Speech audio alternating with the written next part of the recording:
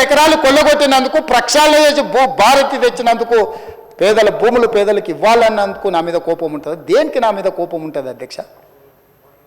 Paid ఆర్టిస్టులను తెచ్చి party ఆఫీసులో పెట్టి వాటిని రికార్డ్ చేసి సోషల్ మీడియాలో పెడితే వాళ్ళ మీద పోలీసులు కేసు కడితే మీకు దుఃఖం వస్తుంది. అసలు ఈ భాష ఆ సోషల్ మీడియాలో పెట్టినట్టు ఒక్కసారి చూడండి అధ్యక్ష. 2014-15లో కొత్తగా ఎమ్మెల్యేలు ప్రమాణ స్వీకారం చేసినప్పుడు TV9లో ABNలో ఏదో వెటకారంగా ఒక చిన్న సన్నివేశాన్ని వేస్తే వాటిని సంవత్సరం పైన రాష్ట్రంలో బ్యాన్ చేసిండు అధ్యక్ష. రవి ప్రకాశం జైల్లో పెట్టాను, కృష్ణ మాదిగన్ జైల్లో పెట్టాను, చాలామంది జర్నలిస్టులు. ఇవాళ జైలుకు పోయిన అమ్మాయి కూడా SC/ST కేసులు ఆ రోజు ఎస్సీలను అవమానించింది, జైలుకు పోయి వచ్చిన అమ్మాయి.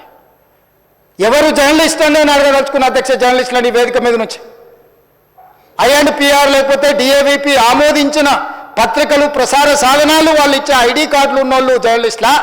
ఎవడు పడితే వాడు ఏదో ఒక ట్యూబ్ పెట్టుకొని మమ్మల్ని రాజ్యంగా అధ్యక్ష. ప్రజా జీవితంలో ఉన్నాం కాబట్టి నిజంగా ఓపిక పడుతున్నాం అధ్యక్ష. రక్తం మరుగుతుంది. ఏంది భాష అది అధ్యక్ష? కుటుంబ సభ్యులను అంతేసి మాటలు అంటుంటే అసలు మీరు మనుషులా అని నేను వాళ్ళని అడగదలుచుకున్నా అధ్యక్ష. మీకు భార్య బిడ్డలు లేరా? తల్లిదండ్రులు లేరా?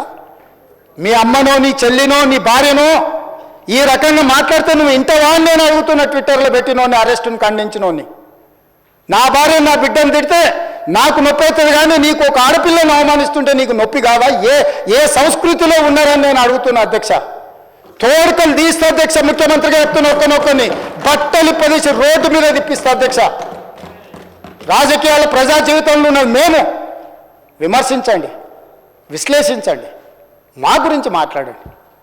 ఆడబిడ్డల గురించి, ఇంట్లో ఉన్న ఆడోళ్ళ గురించి మాట్లాడే సంస్కృతి ఎక్కడి నుంచి వచ్చింది అధ్యక్ష? తెలంగాణ సమాజం ఇదేనా?